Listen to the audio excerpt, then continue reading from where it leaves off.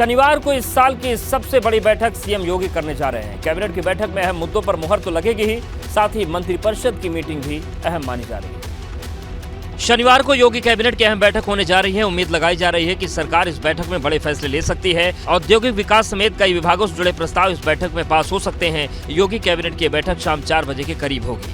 कि औद्योगिक विकास, नगर विकास समेत कई विभागों से जुड़े महत्वपूर्ण प्रस्ताव जो है वो इस बैठक में रखे जा सकते हैं। कैबिनेट की बैठक के तुरंत बाद मंत्रिपरिषद की बैठक भी मुख्यमंत्री योगी ने बुलाई। माना जा रहा है कि बीजेपी की राष्ट्रीय कार्य समिति और प्रदेश कार्य समिति में जिन मुद्दों पर चर्चा हुई उसे लेकर मुख्यमंत्री बातचीत कर सकते हैं। नए साल में इतनी बड़ी बैठक मुख्यमंत्री ने पहली बार अपने आवास पर बुलाई है। तकरीबन 4 घंटे तक ये बैठक मुख्यमंत्री आवास पर होगी। 2024 को लेकर भी रणनीतियों पर मंथन हो सकता है। सरकार की योजनाओं का कैसे प्रचार प्रसार करना है, इन मुद्दों पर भी चर्चा हो सकती है। जाहिर है प्रदेश के विकास के साथ साथ सीएम योगी की नजर 2024 के लिए तय मिशन 80 पर भी है।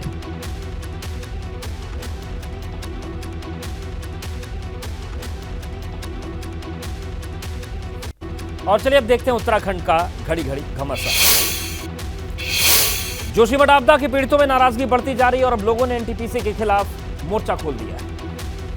हजारों की संख्या में लोगों ने सड़क पर उतरकर एनटीपीसी के खिलाफ प्रदर्शन करते हुए जुलूस निकाला और जोशीमठ बचाओ संघर्ष समिति के बैनर तले पुनर्वास को लेकर स्पष्ट नीति बनाने की मांग की। सरकार को मुआवजा देना चाहिए, जोशीमठ खतरे में है। हम लोग द्वारा काफ़ी टाइम से जोशीमठ संघर्ष समिति द्वारा शासन प्रशासन को ज्ञापन भेजे जा रहे हैं। हम लोग के द्वारा आंदोलन मार्च चलाए जा रहे हैं। जोशीमठ में लोगों की नाराजगी और प्रदर्शन के बीच गूंज राजधानी देहरादून तक पहुंच गई, जहां सीएम धामी ने सचिवालय में अधिकारियों से हालात पर चर्चा की और उच्च अधिकारियों से अपडेट लिया, तो वहीं अब विपक्ष ने सरकार पर सवाल दागने शुरू कर दिए।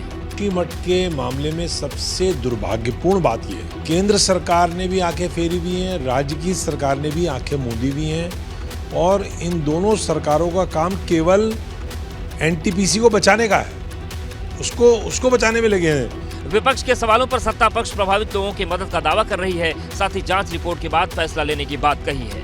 उनकी रिपोर्ट आएगी, वैसे तब निर्णय किया जाएगा कि करना क्या।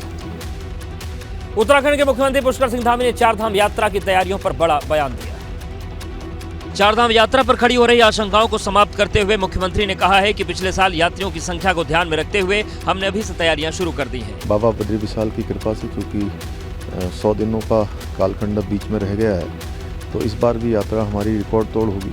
चारधाम यात्रा 22 अप्रैल से शुरू हो रही है। बसंत पंचमी के शुभ अवसर पर आयोजित धार्मिक समारोह में पंचांग गणना के बाद विधि विधान से कपाट खुलने की तिथि की गई। गंगोत्री और यमुनोत्री के कपाट 22 अप्रैल को खुलेंगे। केदारनाथ मंदिर के कपाट 26 अप्रैल को और बद्रीनाथ धाम के मंदिर कपाट 27 अप्रैल को खुलेंगे। नवंबर महीने में चारों धाम के कपाट बंद कर दिए गए थे। साल 2022 में चारधाम यात्रा में नया रिकॉर्ड बना था। कोरोना वायरस के प्रकोप की वजह से यात्रा 2 साल बाद हुई। तब 2022 में पहली बार चारों धाम में करीब 46 लाख से अधिक तीर्थयात्रियों ने दर्शन किए थे और यात्रा के दौरान करीब 211 करोड़ का कारोबार हुआ। जोशीमठ संकट के बाद यात्रा शुरू होने को लेकर तमाम कयास लगाए जा रहे थे, जिसके बाद सीएम धामी ने बयान जारी कर यात्रा होने की बात कही थी। हालांकि तब भी उन्होंने चारधाम यात्रा की तैयारियां पूरी जोर शोर से चलने की बात कही थी।